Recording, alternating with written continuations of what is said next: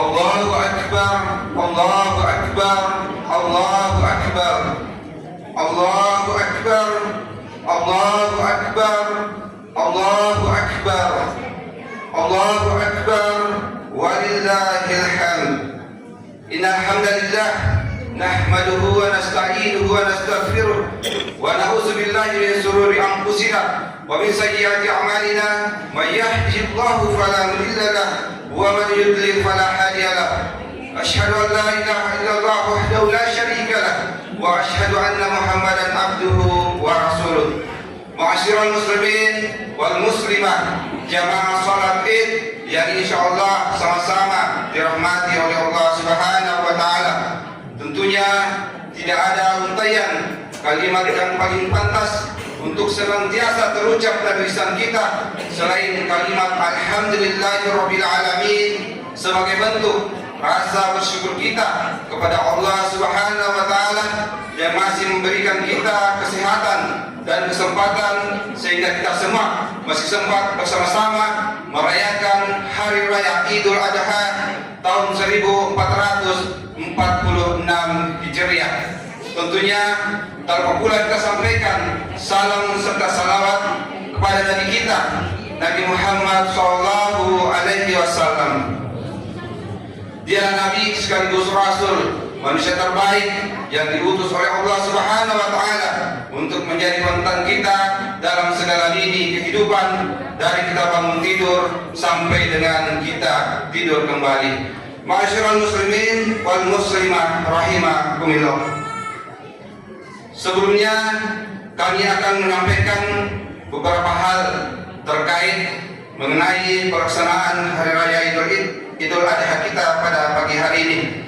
Insyaallah imam salat Id pada hari ini akan dipimpin oleh yang terhormat Al-Imam Bapak Al-Ustaz Rahmatullah SPD.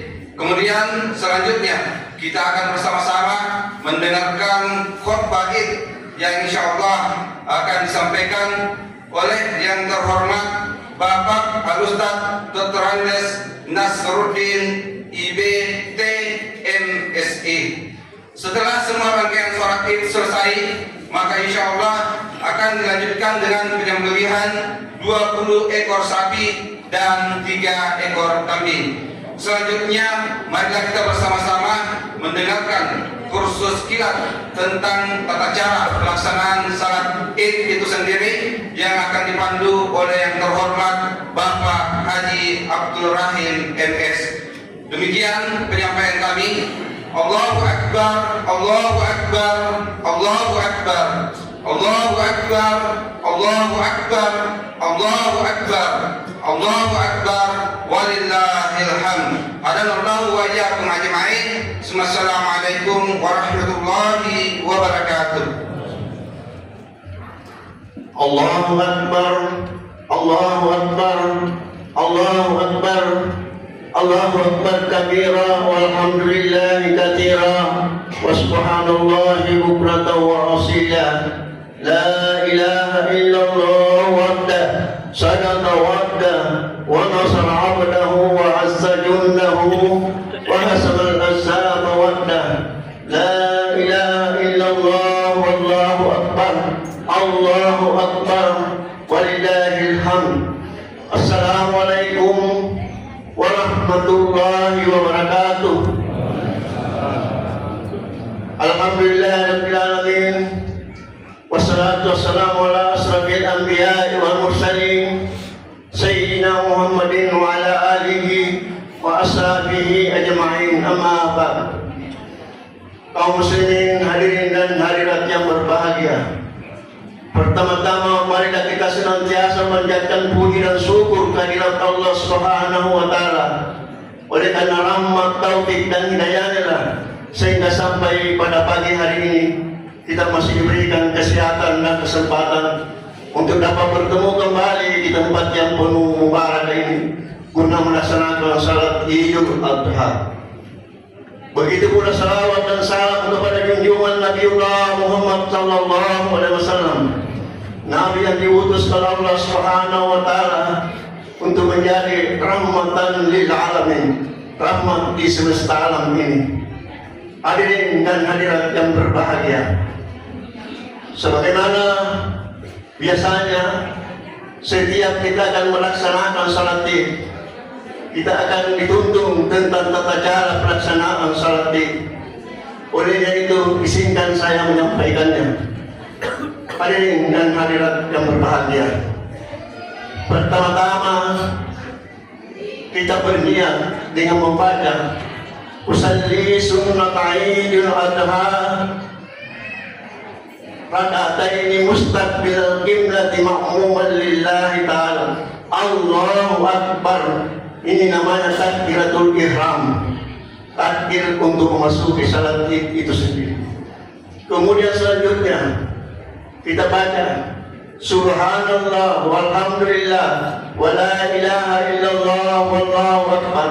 Allahu Akbar. Ini kita ucapkan 7 kali di rakaat pertama. Kemudian selanjutnya di rakaat kedua, setelah bangkit dari sujud, membaca Allahu Akbar. Ini namanya takbir peralihan dari sujud. Selanjutnya kita baca subhanallah walhamdulillah wa la ilaha illallah wallahu akbar. Allahu Akbar. Inilah 5 kali berturut-turut di rakaat kedua. Saya kira sudah jelas. Hadirin dan hadirat yang berbahagia, setelah salat Id ada dilanjutkan dengan khutbah Id. Khutbah Id dan salat Id itu terdiri dari satu rangkaian yang tidak terpisahkan. Olehnya itu kepada jemaah, jangan ada yang bertanya dulu di tempat duduknya, tinggal sejenak untuk mendengarkan khutbah. Dan disampaikan kepada jemaah bahwa apabila hatib telah berada di atas mimbar, maka tidak diperkenankan lagi untuk bercakap-cakap. Dan apabila ada yang bercakap-cakap, maka sia-sialah ibadahnya. Dan apabila sia-sia, maka tiada pahala baginya. Demikian lebih kurangnya mohon dimaafkan. Wabillahi taufiq wal hidayah. Wassalamualaikum warahmatullahi wabarakatuh. Wa asyhadu anna Muhammadan 'abduhu wa rasuluhu nabiyul karim. Wassalatu wassalamu ala asyrafil anbiya'i wal mursalin sayyidina Muhammadin wa ala alihi wa ashabihi al-abrar ajma'in.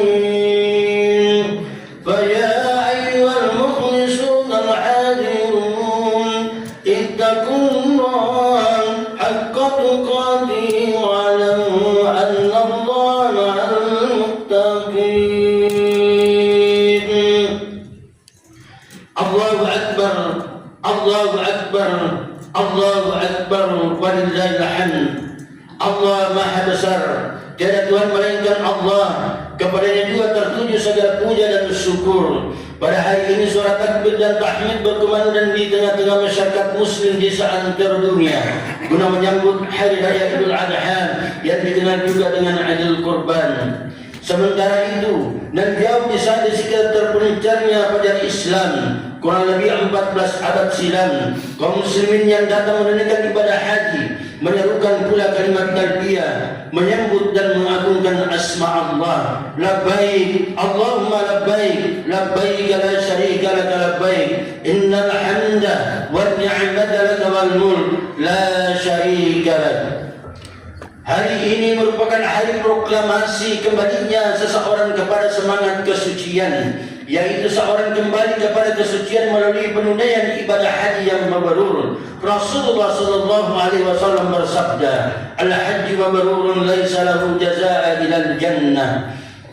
Haji mabrur tiada lain balasannya hanya surga di hadapan Allah Subhanahu wa taala. Adapun kita yang pada tahun ini tidak berkesempatan menunaikan undangan Allah menyelenggarakan ibadah haji, maka kesucian itu dapat kita peroleh meskipun kualitasnya berbeda, yaitu dengan jalan melaksanakan sunnah Rasulullah sallallahu alaihi wasallam seperti salat Idul Kurban dan memotong hewan kurban bagi yang berkesempatan dan berkemampuan. Seperti hanya seluruh ajaran Islam, ibadah kurban syarat dengan nilai-nilai kemanusiaan. Artinya, lewat ajaran kurban ini, umat Islam akan menemukan jati diri sebagai manusia yang sebenarnya, yang membedakannya dengan makhluk lain. Salah satu sisi keistimewaan manusia ialah kecenderungannya untuk selalu berburu kualitas hidup dan bukan hanya sekedar hidup. Karena manusia selalu cenderung memperbaiki kualitas hidupnya, maka lahirlah tata cara berkehidupan yang berbudaya dan berperadaban. Ciri utama dari suatu peradaban dan kebudayaan ialah semakin terkikisnya perilaku hewaniya, kebidatangan, individualisme digantikan oleh kebersamaan, egoisme digantikan oleh kepedulian sosial, kesewenangan digantikan oleh kesetiakawanan, dan kekerasan digantikan oleh keramah tamahan dan saling pengertian. Allahu Akbar, Allahu Akbar, Allahu Akbar walillahil hamd. Sebagai simbol religius bagi kesediaan kita meninggalkan sifat-sifat hewaniah berupa individualisme, egoisme, kesewenangan, eksploitasi, monopoli dan kekerasan, maka Islam mengajarkan untuk melakukan ibadah kurban sebagai wujud bahwa hidup di dunia ini bukan sebuah kehidupan yang nafsi-nafsi atau mementingkan diri sendiri, akan tetapi kehidupan di dunia ini adalah sebuah kehidupan sosial yang saling ketergantungan antara sesama makhluk. Idul Kurban juga telah mengajarkan kepada kita semua agar di dalam memberikan sesuatu pada umat hendaknya yang terbaik. Hal itu tergambar pada ajaran agama kita bahwa hewan kurban yang kita sembelih adalah hewan yang tidak memiliki cacat sedikit pun. Alangkah indahnya ajaran agama ini yang senantiasa mengajarkan kepada umatnya untuk mencapai derajat takwa di hadapan Allah Subhanahu wa taala. Ibadah kurban yang kita lakukan pada hari ini dan 3 hari sesudahnya, selain berdimensi ritual, juga berdimensi sosial kemasyarakatan, berfungsi untuk mempererat hubungan kita dengan sesama manusia, memupuk persatuan dan persaudaraan, serta rasa solidaritas terhadap sesama yang dalam bahasa agama disebut al-takaful al-ijtimai. Ibadah kurban juga merupakan ujian bagi kita agar dapat melakukan kurban pada hari-hari berikutnya, yaitu kurban dalam bentuk materi yang telah dianugerahkan oleh Allah kepada kita yang juga berfungsi ganda. Dalam situasi sulit seperti ini, di mana bangsa Indonesia bahkan dunia dihadapkan pada suatu masalah yang cukup berat, yaitu krisis ekonomi dan krisis moral yang berkepanjangan, yang menimpa hampir seluruh lapisan masyarakat, ditambah lagi dengan masalah korupsi yang tidak henti-hentinya melanda bangsa ini. Sepertinya Tuhan telah murka kepada kita. Mudah-mudahan ini sekedar cobaan, bukan laknat Allah Subhanahu wa taala. Disinilah saatnya kita dituntut untuk mengorbankan materi yang kita miliki sebagai perwujudan dari kurban yang kita lakukan pada hari ini. Allahu Akbar, Allahu Akbar, Allahu Akbar walillahil hamd. Ibadah haji yang dilakukan oleh umat manusia setiap tahun jelas mencerminkan rasa persaudaraan yang tidak hanya antar sesama bangsa, tetapi antar berbagai bangsa di dunia. Di sana tengah berkumpul dalam keadaan membaur antara orang yang berpangkat dan rakyat jelata, antara para konglomerat dan petani kecil, bahkan mungkin buruh kasar, tanpa dibubuhi rasa kecemburuan sosial serta sikap meremehkan yang lain. Mereka dipersatukan oleh satu tujuan, yakni ibadah kepada Allah Subhanahu wa taala melalui ibadah haji yang mabrur. Demikian cerminan umat Islam dalam kehidupan ini, bahwa sesungguhnya harta benda, pangkat dan jabatan yang kita sandang pada dasarnya hanyalah sebuah amanah yang mau tidak mau, suka atau tidak suka, rela atau tidak rela, pasti kita akan ditinggalkan ataupun meninggalkannya. Alangkah idealnya jika perwajaan persatuan dan persaudaraan umat Islam di tanah suci Mekah itu kita proyeksikan menjadi budaya dalam membangun masyarakat kota Makassar khususnya dan Sulawesi Selatan dan bahkan bangsa dan negara Indonesia tercinta. Untuk menjadi pelopor pembangunan bangsa, umat Islam harus bersatu, bukan bercerai-berai. Umat Islam sangat butuh kebersamaan, bukan keterkelompokan yang penuh fanatisme. Hanya umat Islam yang bersatu padu yang dapat mempersatukan bangsa. Umat Islam yang selalu diwarnai konflik golongan, konflik kepentingan pribadi, meskipun jumlahnya mayoritas, tetap tidak berwibawa dan tidak akan disegani oleh sesama bangsa kita sendiri. Wala tanaza'u wa tafshalu wa tashabari hukum. Dan janganlah kamu berpecah belah sehingga kamu gentar lemah tak berwibawa. Demikian firman Allah Subhanahu wa taala dalam surah Al-Anfal ayat 46. Allahu Akbar, Allahu Akbar, Allahu Akbar walillahil hamd. Jika pada hati mendidik umat untuk hidup dalam kebersamaan, maka ibadah kurban menekankan ajaran kesetiakawanan terhadap sesama manusia.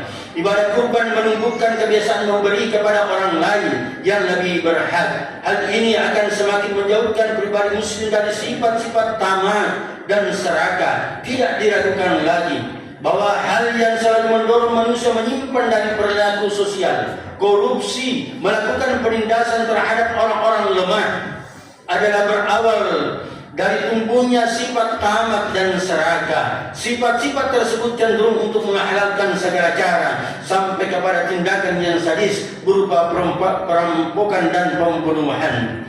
Untuk melindungi masyarakat dari bahaya serupa itulah, lewat ajaran kurban, Islam menumbuhkan budaya memberi dan berusaha menjauhi budaya menerima. Sebagai sabda Rasulullah SAW yang artinya tangan yang di atas lebih baik dari tangan yang di bawah. Islam mengajarkan budaya peduli orang lain, bukan hanya peduli diri sendiri. Allahu Akbar, Allahu Akbar, Allahu Akbar walillahil hamd. Ajaran kepedulian sosial dalam ibadah kurban adalah bertujuan untuk menjalin hubungan antara orang berada dengan yang tidak berpunya secara kekeluargaan. Untuk itu pula Islam sangat mencela orang yang tidak pernah terbetik dalam hatinya untuk memberi kepada orang-orang fakir, miskin, fafa, serta orang-orang yatim, anak-anak yatim. Bahkan orang yang salat pun akan masukkan ke dalam neraka jika tidak peduli kepada orang-orang yang seperti digambarkan di atas, sebagaimana firman Allah Subhanahu wa taala dalam surah Al-Maun. Ara'aita alladhi yukadzibu bid-din wa dzalika alladhi yad'u al-yatim wa la yahuddu 'ala ta'amil miskin fawailul lil musallin alladhina hum 'an salatihim sahun alladhina hum yura'un wa yamna'una al-ma'un. Tahukah kamu orang yang mendustakan agama, yaitu orang yang menghati anak yatim dan tidak menganjurkan memberi makan orang miskin? Maka celakalah bagi orang yang salat, yaitu orang yang lari dari salatnya, orang yang berbuat riya dan enggan memberi pertolongan terhadap sesamanya manusia. Sejalan dengan itu Rasulullah SAW bersabda, "Man kana lahu sa'atan wa lam yudahhu fala yaqrabanna musallana." Barang siapa memperoleh kemampuan lalu tidak berkurban, maka janganlah ia mendekati tempat salat kami. Akhir Ibnu Majah. Allahu Akbar, Allahu Akbar, Allahu Akbar walillahil hamd. Salah satu firman Allah Subhanahu wa taala di dalam Al-Qur'anul Karim yang memberikan gambaran kepada kita akan pentingnya Idul Kurban. Karena biasanya banyak di antara kita menyatakan tidak mampu berkurban. Kalau kita menyatakan tidak mampu berkurban, bisa kita hitung-hitung. Caranya hitungannya berapa? Berapa anak tak umpamanya? Ada 3. Berapa uang jajan satu hari? 10.000? Lebih dari itu. Allah Subhanahu wa taala hanya minta 7.000 rupiah dalam sehari untuk hamba Allah yang mau berkurban. 7.000 rupiah kali 360 hari menjadi 2.520.000. Sekarang kurban masih ada 2.100.000. Di sini kayaknya 2.200.000. Kira-kira menurut kita tidak mampu berkurban. Sementara sekali masuk di warkop 12.000, bahkan 20.000. Allah hanya minta karunia rezeki kita dalam 1 tahun 7.000 rupiah per hari. Manusia yang sudah meninggal mulai dari zamannya Nabiullah Adam alaihissalam sampai dengan detik ini Di hadapan Allah mereka datang berbondong-bondong kepada Allah. Apa yang dipinta sama Allah? Saat dia dipinta di hadapan Allah, ya Allah Rabb, kembalikanlah aku ke dunia. Rabbana basarna wa sami'na farji'na. Ya Allah, aku telah melihat, ya Allah, aku telah mendengar, ya Allah. Satu aku pinta kepada ya Allah, kata mereka semua. Apa itu kembalikanlah aku ke dunia? Untuk apa? Bukan untuk berhaji, bukan untuk puasa, bukan untuk sholat, tetapi dia minta di hadapan Allah agar bisa berbuat kembali ke dunia untuk berbuat amal-amal kebajikan. Kurban yang Allah berikan kesempatan kepada kita hari ini mulai sampai 3 hari sesudahnya adalah amal kebajikan sebagai investasi dalam kehidupan akhirat kita di dunia ini. Banyak orang merasa menyesal ketika tidak ada investasinya di dunia, sementara Allah mempersiapkan Idul Kurban untuk investasi seorang hamba Allah Subhanahu wa taala dalam kehidupan akhiratnya Allah Subhanahu wa taala. Maka dari itu tabe untuk kita saling mengingatkan ini, bahwa sesungguhnya yang kita butuhkan di hadapan Allah ketika kita sudah meninggal adalah seluruh harta benda kita. Seandainya bisa kita jadikan kurban, maka kita akan menjadikan kurban semua itu harta benda. Dan hitungannya jelas, tidak ada dasarnya, sesungguhnya tidak masuk logika ketika seorang hamba Allah tidak menyatakan bahwa saya tidak mampu berkurban untuk tahun ini. Mudah-mudahan insya Allah Allah mengetik hati pikiran kita, dan insya Allah kurban yang kita lakukan Allah akan menggantikannya jauh lebih baik. Wa may yukassuha nafsihi fa ulaika humul muflihun. Barang siapa yang terjaga dari sifat kikirnya, kata Allah, maka sesungguhnya itulah hamba Allah mendapatkan keberuntungan. Tidak ada kerugian baginya dalam kehidupan dunia dan akhiratnya Allah Subhanahu wa taala. Allahu Akbar, Allahu Akbar, Allahu Akbar, walillahil hamd. Pelajaran penting yang bisa diperoleh melalui hari raya ini ialah mengerti hikmah dari pengalaman Nabiullah Ibrahim alaihissalam.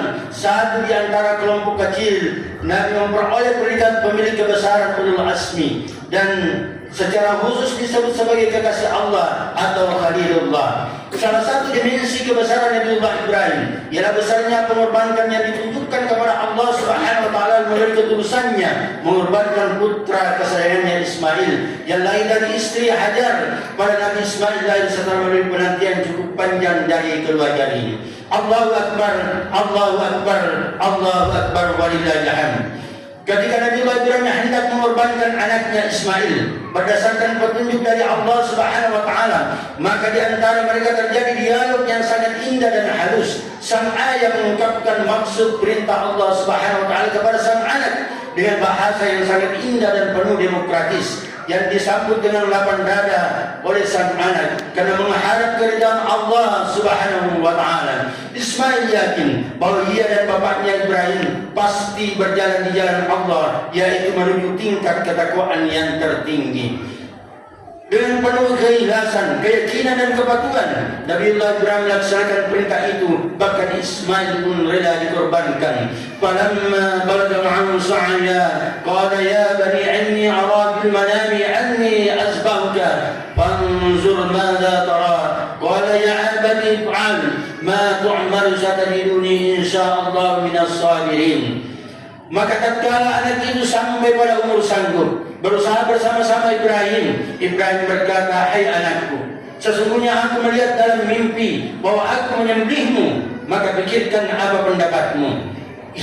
Ia menjawab, hai bapakku, kerjakanlah apa yang diperintahkan kepadamu. Insya Allah kamu akan mendapatiku termasuk orang-orang yang bersabar. Kali ini Tuhan pun mengasihi hambanya yang setia Ibrahim dengan menyelamatkan putranya Ismail. Allah Subhanahu wa taala menggantikannya dengan seekor domba sebagai penghargaan terhadap ketinggian martabat nyawa manusia. Dalam konteks kehidupan bermasyarakat, berbangsa dan bernegara di Indonesia menuju Indonesia baru yang kita cita-citakan, mestinya patron dialog yang dicontohkan Nabiullah Ibrahim dan Ismail sudah sepatutnya dijadikan metodologi oleh para elit politik dalam menyelamatkan bangsa ini.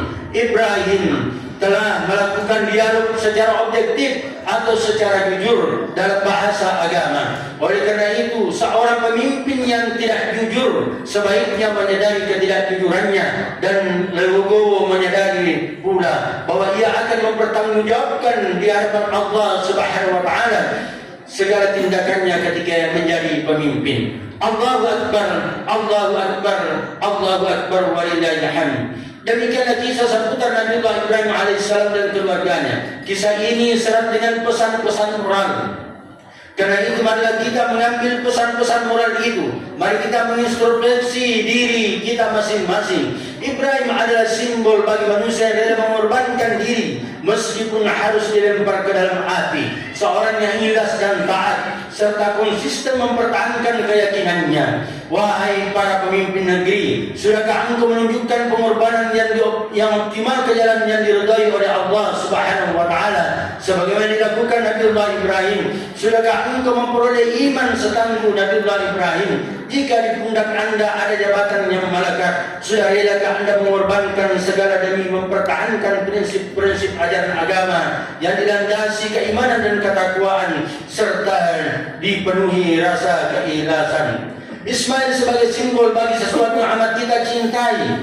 Sudah barang tentu kita semua memilikinya. Boleh jadi Ismail selain mengambil bentuk anak yang amat disenangi, ia pun mengambil bentuk kendaraan baru, rumah mewah, jabatan penting, deposito atau kekayaan lainnya. Apakah kita sudah rela mengorbankan Ismail kita untuk mencapai tujuan hidup yang sesungguhnya? Jika kita seorang suami, sudah sanggupkah kita meniru ketangguhan iman Ibrahim, mengorbankan sesuatu yang paling dicintainya demi mengamalkan perintah Allah Subhanahu wa taala? Jika kita sebagai seorang istri, sudah sanggupkah kita meniru ketabahan dan ketaatan Sarah dan Hajar, merelakan suaminya menjalankan perintah Allah Subhanahu wa taala dan menghargai jiwa besar anaknya? Jika kita seorang anak, sudah kita miliki idealisme yang tangguh seperti Nabiullah Ismail, rela menjadi korban untuk suatu tujuan yang mulia. Dan apabila kita seorang konglomerat, sudah siapkah kita mengorbankan harta benda kita di jalan Allah Subhanahu wa taala? Dan apabila kita seorang pejabat, sudah relakah kita mengorbankan jabatan kita itu untuk tujuan yang lebih mulia? Allahu Akbar, Allahu Akbar, Allahu Akbar walillahil hamd. Akhirnya marilah kita dengan ketulusan hati mengakui betapa kerdilnya kita di hadapannya Tuhan yang Maha Agung, menyadari betapa banyaknya kesalahan dan dosa yang telah kita lakukan selama ini, betapa kurangnya pengabdian kita kepada Tuhan yang selalu meliputi kita dengan rahmat dan nikmat-Nya, betapa hinanya kita di hadapan Tuhan yang Maha Tinggi dan Maha Mulia, betapa fakir dan miskinnya kita di hadapan Tuhan yang Maha Kaya, dan betapa banyaknya tuntutan dan permintaan kita pada Tuhan yang jarang kita syukuri. Kita perlu menyadari semua itu. Kita perlu mengulang-ulang kesadaran seperti itu. Karena dengan demikian kita tidak akan gampang dihinggapi perasaan angkuh, perasaan sombong, perasaan hebat dan tinggi hati. Maka dari itu Allah Subhanahu wa taala berfirman dalam Al-Qur'an yang artinya, sesungguhnya orang-orang yang bersikap sombong dan angkuh dan beribadah dan berdoa kepadaku, maka mereka akan masuk ke neraka dengan penuh hina. Aku qouli hadza wa sallallahu alaihi wa lakum wa lisairil muslimin wal muslimat wal mu'minin wal mu'minat fastaghfiruhu innahu huwal ghafurur rahim.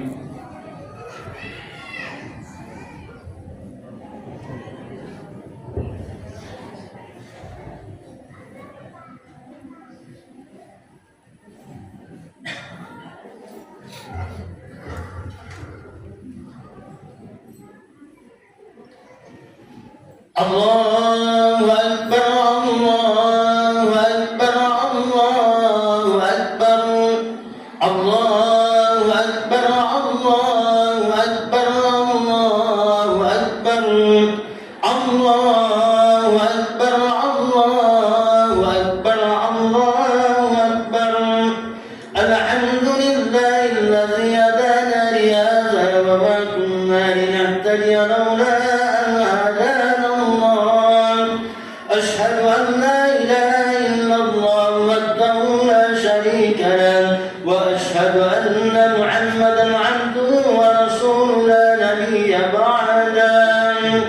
فأوصيكم عباد الله وإياي بالتقوى الله وطاعته.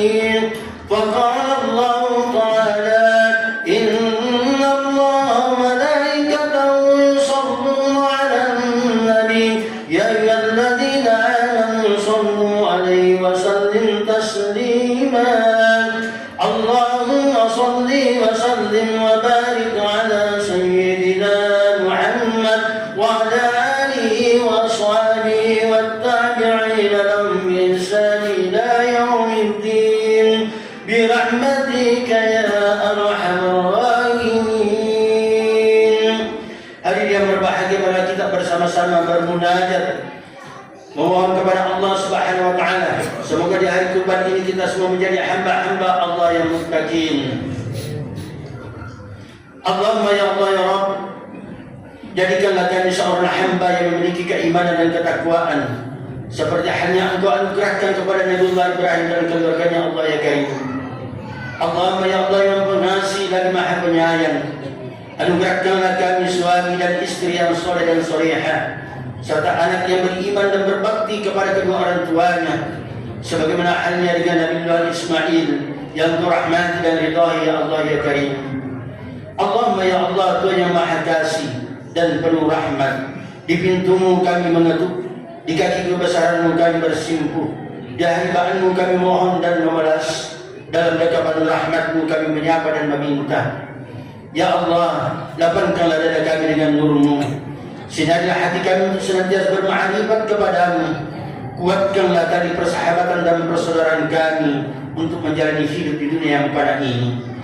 Ya Allah, kami mohon perlindungan dan pemeliharaan-Mu akan agama kami, badan kami, jiwa kami, harta benda kami, orang tua kami yang telah mendidik dan membesarkan kami sehingga kami bisa seperti pada saat sekarang ini. Allah ya Karim, kami sadar bahwa dalam perjalanan hidup ini begitu banyak kehilapan dan dosa yang telah kami perbuat pada ibu bapa kami. Maka melalui hari kurban-Mu ini kami mohon ampunan-Mu dan ampunan kedua orang tua kami dari segala dosa dan noda yang telah kami lakukan dalam kehidupan ini. Allahumma ya Allah, jika sekiranya orang tua kami telah berpulang di sisi-Mu ya Allah, maka lapangkanlah alam kuburnya ya Allah ya Karim. Terangilah alam kuburnya ya Allah. Ampunilah atas segala kehilapan dan dosa-dosanya Allah ya Rabb.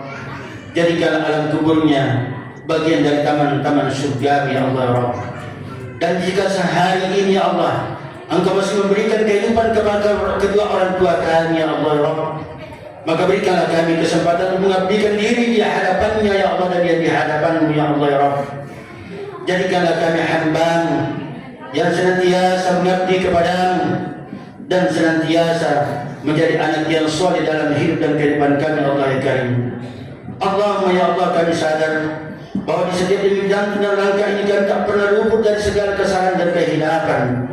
Maka dari itu ya Allah, kiranya Engkau senantiasa menuntun hati dan pikiran kami untuk berjalan pada jalan yang Engkau rahmat dan ridhai, dan kiranya Engkau mengampuni atas segala dosa-dosa kami, dosa-dosa kedua orang tua kami, dosa anak-anak kami, dan dosa para kaum muslimin dan muslimat dimanapun dia berada ya Allah ya Rabb. Allahumma ya Allah, hanya orang yang Engkau kasih dan sayangi dan senantiasa dekat dengan-Mu ya Allah, maka dari itu kasih dan sayangilah kami semua ya Allah. Kasih dan sayangilah kami semua ya Allah. Kasih dan sayangilah kami semua ya Allah ya Rabb. Tuntunlah kami untuk senantiasa berjalan pada jalan yang Engkau rahmat dan ridhai. Allahumma ya Allah, Engkau adalah muara dari segala pinta kami, Engkau adalah pembuat dari segala hajat dan pinta kami, serta Engkau adalah pelabuhan harapan dan tujuan kami. Kiranya Engkau mengabulkan hajat dan doa kami Allah, karena hanya kepada Engkau lah kami bermohon dan berserah diri. Allahumma ghfir lil muslimin wal muslimat wal mu'minina wal mu'minat al ahya'i minhum wal amwat bi rahmatika ya arhamar rahimin. Allahumma ansur man nasara ad-din wa anzur man hadara al muslimin wa adukal kafarata wal musyrikin. Rabbana atina fid dunya hasanah wa fil akhirati hasanah وقنا عذاب النار. سبحان ربك رب العزة عما يصفون وسلام على المرسلين والحمد لله رب العالمين. Allahumma salli ala Muhammad, ya Rabbi salli alaihi wasallim. Allahumma salli ala Muhammad, ya Rabbi salli alaihi wasallim. Allahumma salli ala Muhammad, ya Rabbi salli alaihi wasallim. Allahumma salli ala Muhammad, ya Rabbi salli alaihi wasallim. Rabbi fanfa'na bibarakatihim wahdina al-husna bihurmatihim. Rabbi fanfa'na bibarakatihim wahdina al-husna bihurmatihim. Rabbi fanfa'na bibarakatihim wahdina al-husna